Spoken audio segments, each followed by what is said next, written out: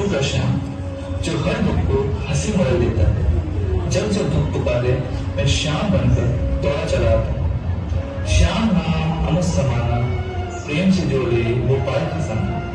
कुरुक्षेत्र में मैंने वचन निभाया, बलबीर को वरदान दिलाया।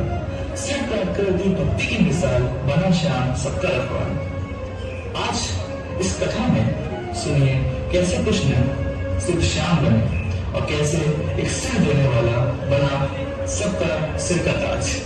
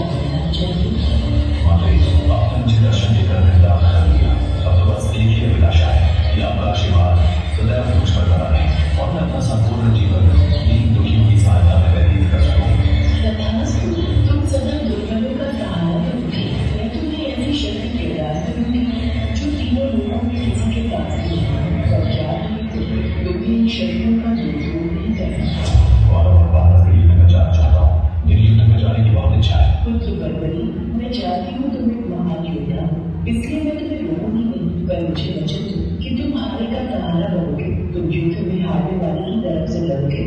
मैं आपको वचन देता हूँ, मैं हारने वाले की ओर से ही युद्ध करूंगा।